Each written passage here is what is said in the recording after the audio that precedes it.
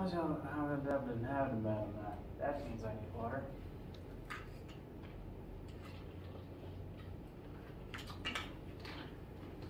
How y'all doing today?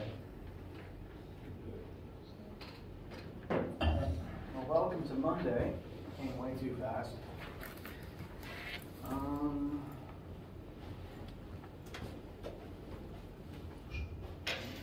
do hope weekends were restful.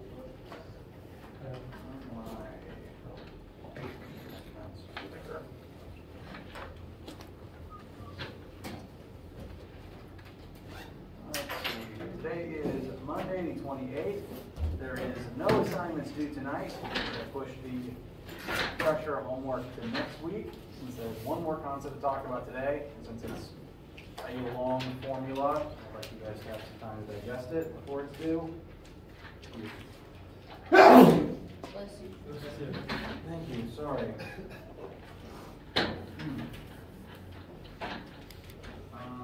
So there's no assignments due today. There is, however, lab this week, so do keep that in mind. Keep the lab as normal. And the Treasure homework and quiz are currently due Monday, April 4th, 1 week from today.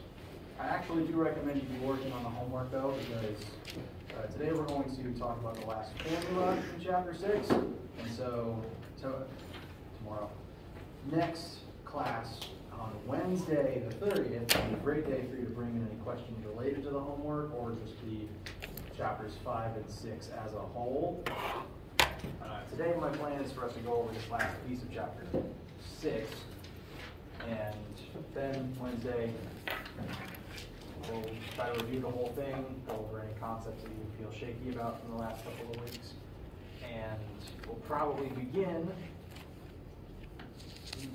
Wednesday, definitely Friday, moving on and talking about Chapter 7, the beginning of heat and thermodynamics, which does involve pressure to some extent, so it is still related material.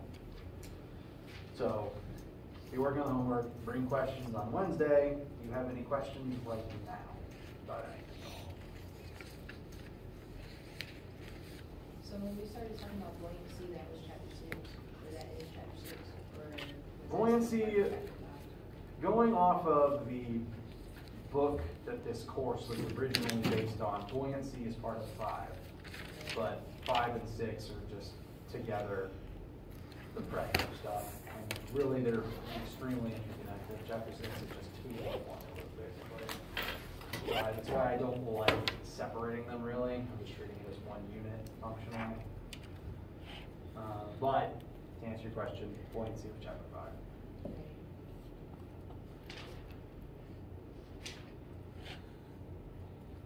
Did that address your question? Any concerns you had?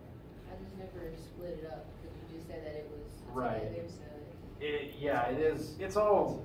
I mean, it is all connected, and officially, I'm treating it as basically one unit. So did Pascal's principles start Chapter 6, like the force over surface area, all that stuff? That Pascal's principle was still technically Chapter 5. The official start of Chapter 6 was continuity equation. Like, yeah, there's only technically 2 formulas in the material that this class borrows from Chapter 6 of the textbook that this was originally based on. Continuity equation, AB1 equals AB2, and what we're going to talk about today, Bernoulli's equation, which I think I showed you last time, the really long one that we're going to dissect today.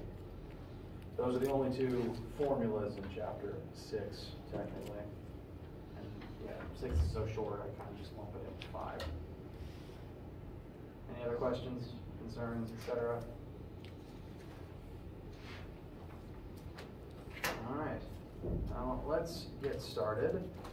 We left off looking at this, hopefully desensitize a little bit to it. This long formula, which my goal by the end of today is for this to make sense and to show you that it's really not all that scary. This is referred to as Bernoulli's equation, named after a particular, I think, Italian math scientist. I could be wrong on that one. And I want to talk about the function of this formula before we start looking at all of the terms in it. The purpose of this formula is to compare the pressure at two different points within a system. Because one single system can have a lot of different things going on depending on what part of that system you're looking at.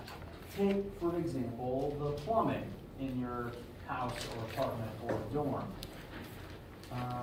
Plumbing is a big, complicated thing. There's there's pipes carrying water all kinds of places at all kinds of different velocities. Some of it is being held stationary in tanks. Some of it is flowing through pipes of various diameter. It's a complex thing, but it's all one system, and all the water in it is still connected and universally flowing. It's one system, so whatever happens in one part of it can affect other parts of it. If you increase the pressure in one of the pipes, that will affect what happens in other pipes. But each of those pipes can still be doing a different thing depending on where it is in the house, how fast the water is flowing through it, what height it is in the house, since gravity and depth can affect pressure. The purpose of this formula is just to compare and contrast the various aspects that can affect pressure in two different spots of a single system. And that's why this equation has two distinct halves that are basically the same. If you've noticed, there's an equal sign here in the middle, dividing this equation in half, and the left side mirrors the right side. The left says that these are the three things that can affect pressure in a specific part of a system. The three things are just the native ambient pressure that exists in that location.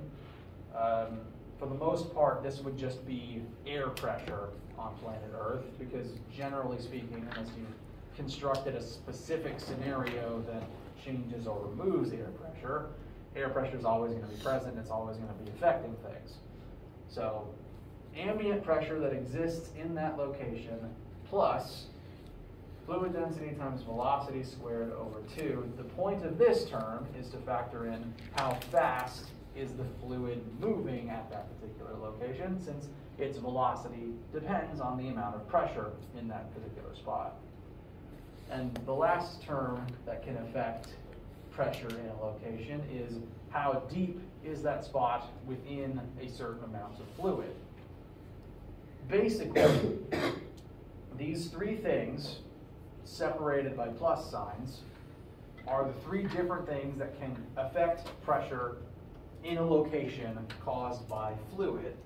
And we've kind of looked at all of those things in different formulas before. We've looked at the formula for pressure, just how we determine air pressure on Earth's surface. We've determined from the continuity equation that the speed at which a fluid is moving does affect the pressure in that location, how it affects different other spots further down the line, depending on how the area of the pipes changes. And this last term, fluid density times 9.8 times fluid depth, is the same as the first fluid formula, the first pressure formula, fluid pressure, that we learned about.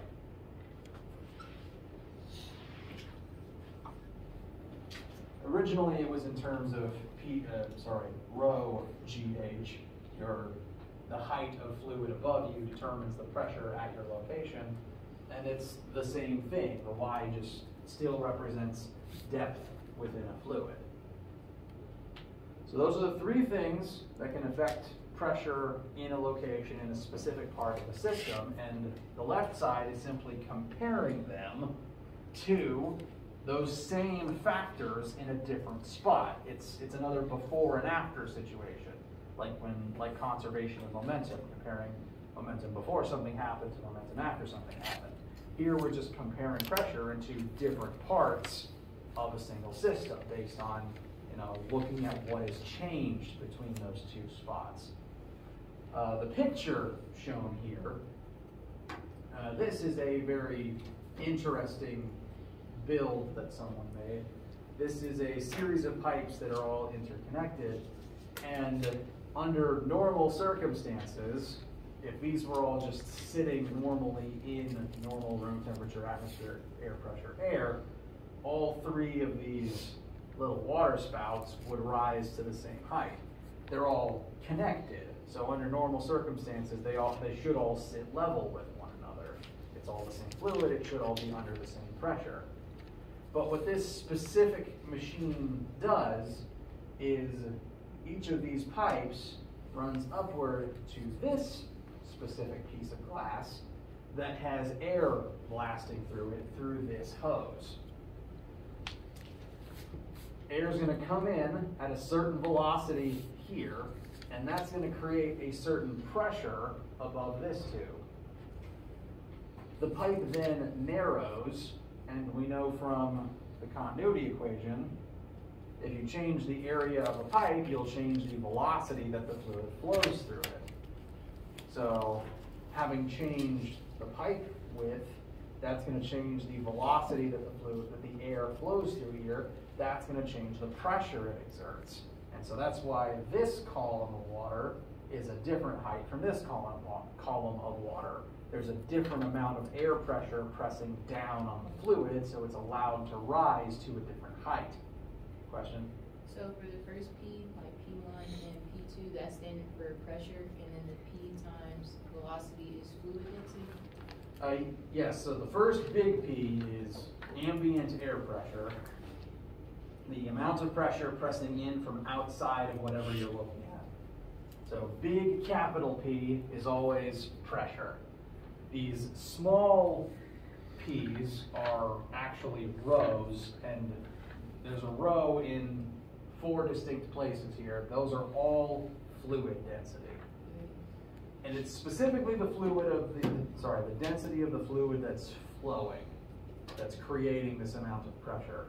So in this situation, the air coming through this pipe is flowing, and it's changing speeds as the width of the pipe changes. Since it's changing speeds, it's going to change the amount of pressure that it exerts. So this would be air density here. And because of those changing pressures, that's going to affect the height to which the water beneath it is able to rise. Basically, the more pressure the air generates, the more it presses down on the water. But if it generates less pressure, then the water is able to rise further because there's less pushing on it. There's literally less pushing it down. The tube eventually widens back out again, but at this spot, since the rushing air is just going to exit very quickly, you've gotten closer to normal atmospheric air pressure, so this last spot is kind of between the other two. But every single different point within this tube has a different amount of pressure because of all these different factors. We're not going to do math related to this. It's just a visual example of how the changing pressures the different velocities can change the pressure created in the system. We are going to do some actual math related to this, and the first one is going to be a simpler example that you definitely observed in your life. Any questions before we begin looking at an example to eventually use numbers with? All right. So, again, purpose of Bernoulli's equation is to compare pressure in 2 different spots depending on the differences between those 2 spots. And this comes up more often than you think. Surprisingly more often than you think. But a pretty mundane example is beverage tanks you might see at a sporting event or in the cafeteria. It doesn't necessarily have to be this one specifically. The transparent ones in GDH that have like ice and kiwi slices in them, they're the same basic machine, the same basic pressure math will apply there as well. The purpose of this device is it has a drink in it. It has some beverage. I'll just call it Gatorade because of the picture. There's some amount of Gatorade in this tank, and when you open the nozzle at the bottom, the Gatorade flows out into your cup. Now, these machines work best when they're completely filled with Gatorade. But have you ever noticed that the emptier this thing gets, the harder it is to actually get your beverage out of it? The flow rate decreases. You'll eventually reach a point where you've got to tilt the whole thing towards the nozzle to get anything to come out of it. That's entirely because of Bernoulli's equation, and we're going to do the math now to prove it. So, I've got the formula copied over here, since it's a doozy and I don't want to tab back for it. And we're going to compare and contrast the pressure in two different specific spots in this example. The two spots we're going to contrast are spot 1, the bottom of the tank when the valve isn't open. At this specific position, at this moment in time, our initial conditions, the tank is full. There's 68 centimeters of Gatorade above the bottom of the tank. All of that Gatorade is going to create pressure down on this position. Because if you'll remember from that first formula a couple of weeks ago, the pressure in a spot depends on how deep you are in a specific fluid. So at the bottom of the tank, that's where most of the pressure is because you've got all that Gatorade above that position. But if the tank is closed, there's no flowing going on. So down here, there's no velocity before we open the tank. There's just a certain amount of pressure from the Gatorade above us. The second spot we're going to look at is outside of the tank from the perspective of Gatorade that has just come out of the valve.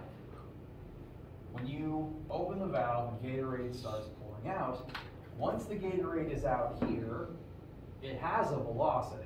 It's definitely flowing, but in this position, having exited the tank, what is its new depth in the Gatorade? How much Gatorade is above it in this position? What do you mean? Is it not 68 centimeters? Well, technically no, because here, there's no Gatorade immediately above it pressing down. There's still Gatorade in the tank, yes, but from the perspective of the amount that you just poured into your cup, or that's, I guess, still falling through the air, in this position, there's no Gatorade above it anymore. So immediately opening the valve, that pressure is just gone.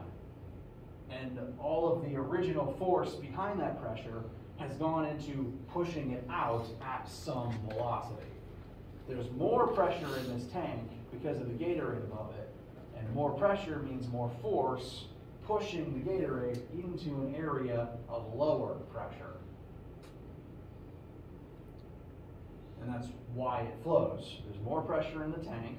More pressure means more force. More force means that the Gatorade is being pushed to the one spot where it's able to flow.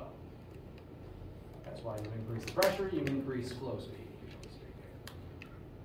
So, we're comparing and contrasting these two different points at two different times. For our point number 1, we have 68 centimeters of Gatorade above us creating pressure. Our second point, valve is open, Gatorade has begun flowing, and we want to know at what velocity it will flow at, having been pushed out by the pressure inside the tank.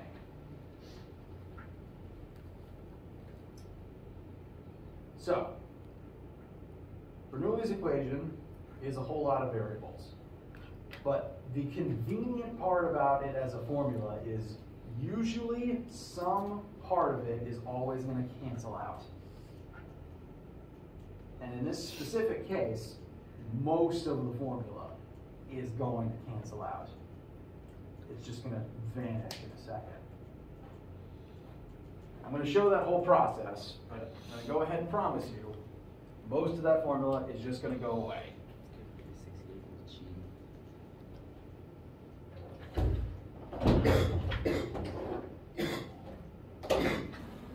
Bless you. All right. So the left side, this is going to to be our point number one. We want to plug in all of our variables related to this position at the bottom of the tank.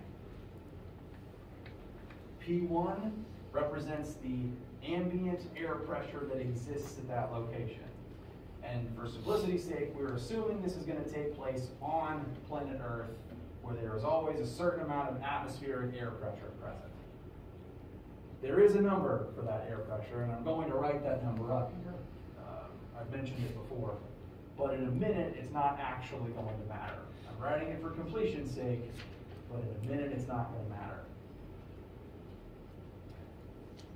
This represents the natural ambient air pressure that exists because we're on planet Earth, the air pressure that's present regardless of how much Gatorade is there, because there's just always atmosphere on all sides of the tank pushing inwards because we live in a fluid, we live in air. On Earth, sea level, average temperature, that average air pressure is 101,325. This number's come up before. You don't have to memorize it. It's good to have written in your notes.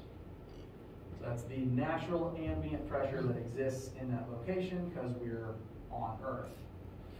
The next term, fluid density times flow velocity divided by 2. What's the flow velocity here? Say again? 0.1. Oh, sorry. This is not meant to be decimal point 1. This is meant to be just highlighting location number 1. Oh. And this is location number 2. So it'll be 0? It's 0. If the tank is closed and we just want to know how much pressure exists in the bottom of the tank, it's not flowing. It's just sitting there under pressure. Even if the valve was open, there would be Gatorade here not moving yet. So right now, in this position, bottom of the tank, just chilling there in this far corner, there's no flow velocity for the atom's sitting right there. Which means this whole term, doesn't even matter what the density is, since there's a 0 in this term, it's just going to go away. We're comparing this spot where we're not flowing to this spot where we are flowing. So, no flow in this position, velocity is 0, whole term just goes away. The last piece is the pressure added from how deep we are in the Gatorade. So this won't cancel out. This is kind of the important part of this side because we're comparing, that's the reason we're interested in this position is how much pressure is created by the depth of Gatorade. So that's going to be Gatorade density times 9.8 times how deep into the Gatorade we are. I didn't actually list a Gatorade density. The reason I didn't list one is because we don't need it. So I'm just going to leave in rho for right now, and I'll show you why we don't need it later. So plus rho times 9.81 times the depth of the Gatorade. 68 centimeters. I'm going to go ahead and convert it to 0.68 meters. I'm leaving the rho for right now because we aren't going to need it. I suppose I would list Gatorade density as probably similar to salt water, since salt is an electrolyte and the entire point of Gatorade has electrolytes in it. So I could give you a density, but we aren't actually going to need it. I promise you that. It's another term that'll just cancel out. And those are all of the factors affecting the pressure down here at the bottom of the tank while it's closed. Just depth of Gatorade and the air pressure that was already there. How do you feel about this half so far? I thought the other P would also be 0 because also supposed to represent fluid density, right? Say again, sorry? The other P I thought was supposed to represent 0 also. The velocity is what was 0. Oh, the velocity was 0? Yes. So in this spot right here, the fluid is not flowing in this original position since we're comparing bottom of the tank to exiting the tank. sitting still at the bottom of the tank, no flow rate, velocity is 0. So the V is the term that was 0, and that's why that term canceled out. Okay. The fluid density is not 0, because if density is 0, then you wouldn't exist. That's what I was. Might be light. That's what I was confused about. I was like, if that P 0, then why is that other P 0? Now I'm trying to think of what an object with density of 0 would be. That would either be nothing, or it would literally be light / radiation. But velocity is 0, not density. Good question, though. Thank you for asking. Any other issues with this left side, looking at point number 1 yet? All right. So now we're going to contrast that to our point number 2, which is the moment the Gatorade exits the tank through the valve. So, we exit the valve. The Gatorade is now not under pressure of the tank anymore. Now it's just surrounded by air and falling into a cup. Where we need to fill in all the same basic terms again, but now in relation to our new position. So in our new position, the ambient air pressure is going to be the same, actually, because we're still in the same atmosphere. There's still as much air above this position as there was originally. There's just Earth atmosphere equally across this whole situation. So we plug in the same atmospheric air pressure, and it ultimately is just going to cancel out because it's affecting both sides equally. If we add 101,325 to both sides, we could just subtract it out, and it doesn't matter because the air pressure affects both sides evenly, since you're in the same atmosphere on the same planet. So 2 more terms that'll just go away eventually. Questions, concerns about that? Okay. Next, the velocity term. This one won't be 0 this time because we are very specifically looking at this point because the Gatorade is now flowing. We want to know its exit velocity. I don't know if I actually read that part out loud yet, but our goal is to calculate exit velocity of the Gatorade. So, bless you. Bless you again. That means that velocity is what we actually want to solve for. That's ideally our last remaining unknown. So we need to leave it alone for right now. Fluid density times flow rate squared divided by 2. And again, we're leaving fluid density as a blank right now. I'll show you why in a second. It ultimately won't matter what the fluid density is why we're leaving it that way. All right, and then the last term. We need to know the pressure caused by our depth in Gatorade at this position. But we've already mentioned here, having exited the tank, there's no longer any Gatorade above us. So all the pressure from being under Gatorade is now gone. Since our depth in Gatorade is now 0, the Y term here would be 0. That whole last term, that last rho GY, is just gone. Because in this new position, you are 0 meters deep in Gatorade. Once you exit, there's no longer any Gatorade above you. Well, it's only directly above you that contributes to pressure, really. So, one more term, just gone. And that one's what Y? Yes.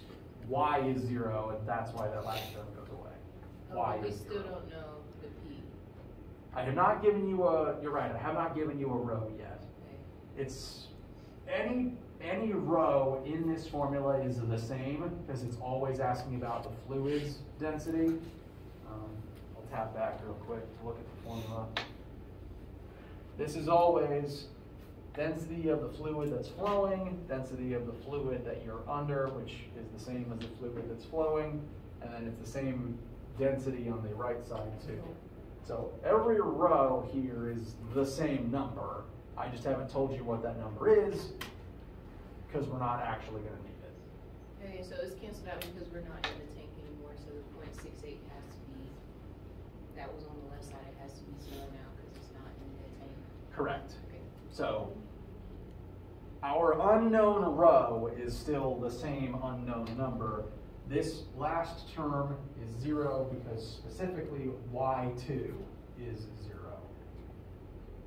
Because we are no longer under a depth of Gatorade. So, of our 6 different components here, 2 of them are zeros because we multiplied zeros into them. V1 was 0 because we're not flowing originally. Y2 is 0 because after we exit, there's no longer any Gatorade above us.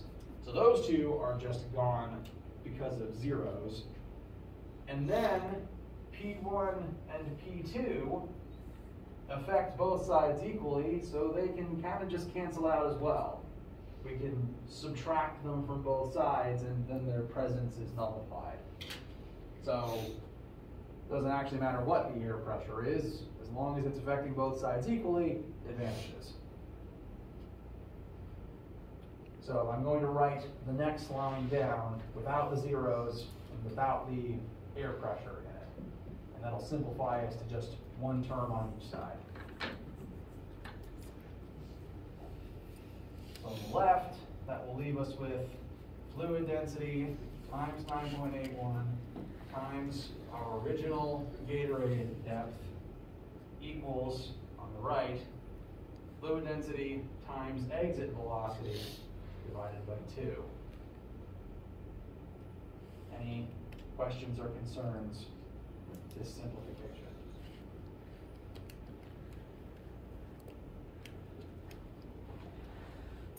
Okay. There's one more thing we can simplify, and this is the reason why I didn't bother giving you a number for fluid density. Because we can just divide it out from both sides, and it also doesn't matter. Since it's the same fluid, it affects both sides evenly, kind of like how the air pressure affects both sides evenly. It's the same fluid all the way through. That part of it doesn't change. The main point of Bernoulli's equation is to make it change from one side or the other, but the Gatorade density is a constant, and so it's just going to cancel out too. You technically get the same result if you had a vat full of syrup. Syrup under enough pressure can flow quickly. So, rows go away, and that's just going to leave us with 9.8 times 0.68 equals V2 squared over 2.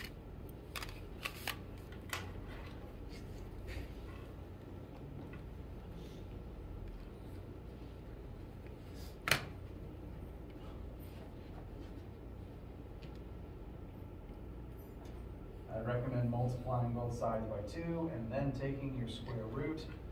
So square root 2 times 9.81 times 0.68. My handwriting is atrocious, I apologize. Will give us our ultimate final velocity. And said final velocity, nope, I'm not remembering right. I know it begins in a 3.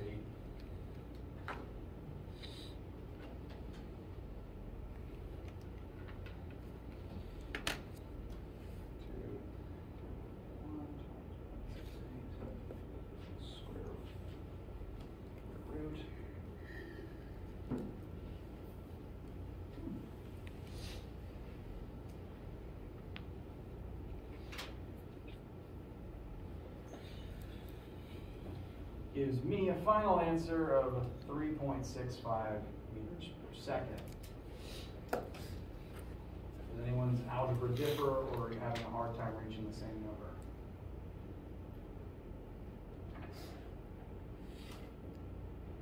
All right. And after all that simplifying, after all that simplification, after we got it to just this line right here, we can see what factors actually end up immediately affecting the flow rate of this Gatorade. On the right side, we've canceled out everything except the velocity and the 2. So that just leaves what we have on the left. Gravity affects the flow rate, but that's a constant since you're going to live on, I assume you're going to live on Earth your whole life. So that number's not changing. That means the only thing immediately affecting the flow rate of this Gatorade is how much Gatorade is in the tank. And if this number was smaller, if the tank was at a lower level, you'd have a slower flow rate, thus validating your experiences with needing to tilt this thing to get your drink out of it. It's literally flowing slower when it's emptier. And now we prove why.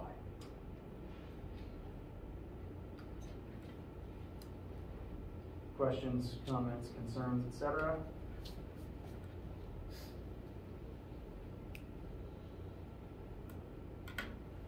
Okay. Now, this formula is still big and weird. I don't expect working one sample to make it make much sense, which is one reason why it's okay if we spend the rest of the week working specifically on this one today. I would do that.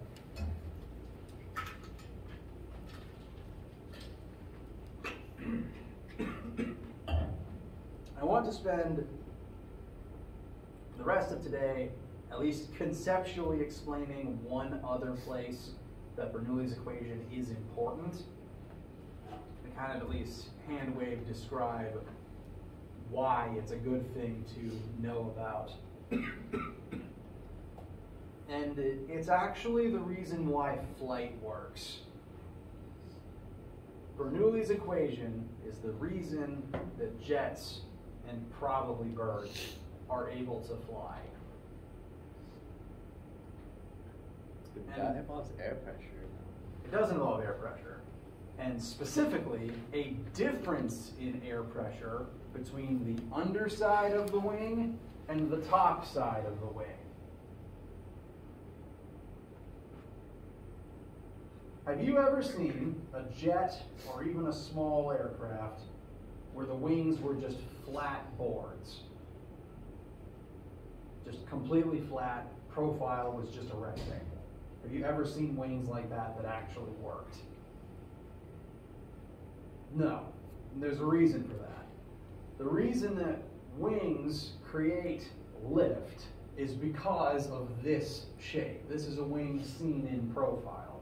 Like if you're looking at the side of the wing towards the body of the plane. They have this very specific teardrop shape, but it's not even like a teardrop rotated 90 degrees. It's tilted in such a way that the bottom is flat and the top does all of the bending. So it's a very specific shape, and this shape is the reason the wing generates lift. And you're right, you are absolutely right. The purpose of this shape is to create a difference in air pressure. Looking at Bernoulli's equation,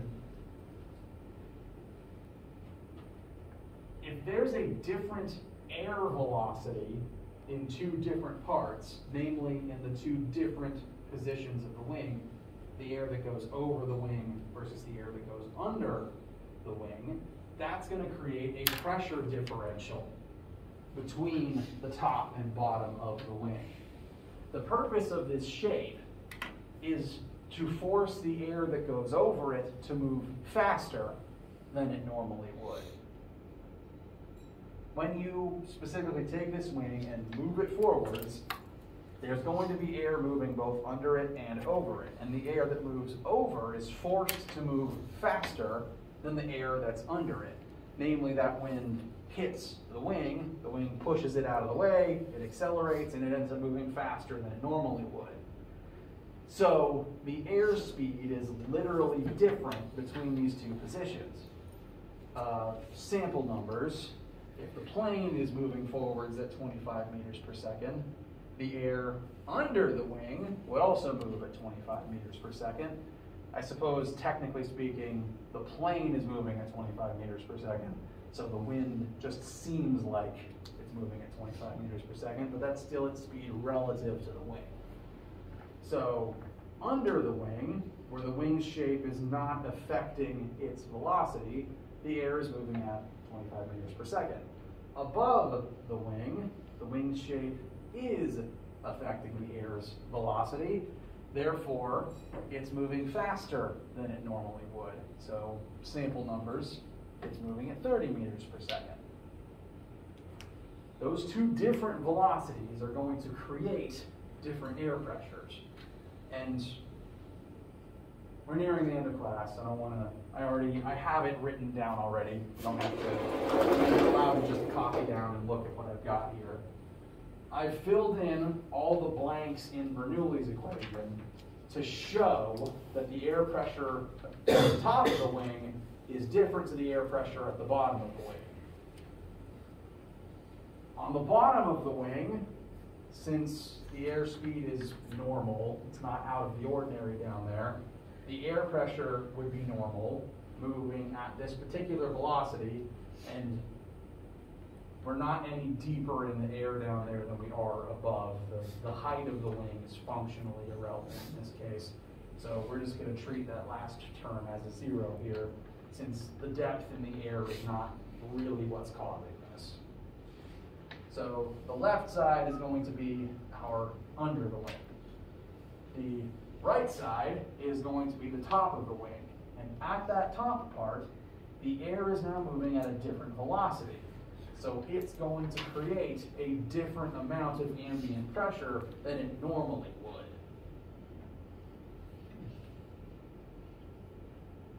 And if we were treating this as a full sample question, we'd be wanting to calculate what that new ambient pressure is. We want to prove it's a different number to normal. Namely, we want to prove that it's a smaller number than normal. Yes? What's zero? Sorry. The last term on each side is the rho gy, your depth in the fluid. And in this specific case, the fluid is air. So the densities we're plugging in is air density. So that's 1 kilogram per meter cubed. And the reason I put zeros in for there is because the height of the wing, they usually aren't that thick, bless you. Thank you. They usually aren't that thick, and this small change in height wouldn't change air pressure that much. I suppose technically it would, but that's not the reason we're looking at this one. I don't have a variable for the thickness of the wing, really, but really the height of the wing could be replicated by me. Like, it's not much bigger than this, and that doesn't change the air pressure that much. So we're just going to treat the height difference between these 2 points as negligible for sanity's sake. Yes? So why is it 101,325 on the other side? That's because that's what we're trying to figure out since they're at different heights? Yeah. Yes. So on the left, this is normal air pressure. And we're treating the left as all the information under the wing. Under the wing's shape is basically flat. So the shape isn't affecting the velocity or the pressure down there. So this is just normal. This is the normal pressure that just exists down there. And what we want to know is how the pressure on the top of the wing is different because of the different airspeed.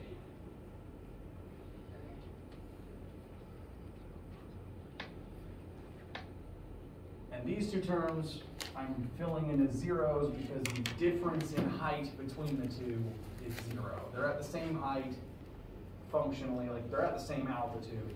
A difference of, half a foot won't change air pressure much. So I'm just canceling those out. They affect both sides the same way. The difference won't matter for the sake of these numbers right now. The factors we care about are the air pressure on both sides and the velocity on both sides. Moving one line down, we can find a number for each of the two velocity terms. The side with the higher speed creates a slightly higher pressure from the velocity by itself. And that just leaves us with number 2 as our only unknown variable. Bless you. Proving, ultimately, that the air pressure on the top of the wing is smaller than the air pressure above. Wait, I got that backwards. The air pressure above the wing is less than it is below the wing. There's more pressure below the wing because the wing's shape hasn't forced it to change. So Bernoulli's equation shows a difference in pressure between the top and bottom of the wing. The reason that creates flight is the same reason why buoyancy lets us float. The deeper you are in water, the deeper parts of you have more pressure, and so there's more force pushing into you lower down. Same here. There's more pressure beneath the wing, there's more force pushing into the wing. And specifically, since there's more on the bottom, that's going to press up more than the lower pressure above is pressing down. So if you're moving fast enough and you're able to cause a big enough pressure difference, you will create enough net force upwards to overcome gravity. And that's specifically why airplane wings need to be shaped this way. And it's why the plane has to be moving really fast to let this happen. If the plane is sitting still, if the velocity above and below the wing is just 0, the pressure is the same, you don't generate any lift. The wing needs to be moving forwards through the air, and it needs to be shaped such that it's moving over the wing faster than it is under the wing. Plane's just sitting still, nothing happens. If you're not moving fast enough, nothing happens. You have to be moving fast enough to generate enough of a pressure differential to create enough lift to overcome gravity. And this is why most jets travel at Mach 2. They have to be moving that fast or they fall out of the sky. Questions? Okay. This is just one place that Bernoulli's equation comes up. I think it's an important scenario, but there are others. We can talk about some other examples later on. For right now, we'll just break for today. You can spend some time to digest this. I do recommend continuing to work on your pressure homework, because if you come to Wednesday lecture with questions, you can spend time addressing them and spend more time working on examples of Bernoulli nonsense. So, work on your homework, come with questions, come to lab this week, and have a great day.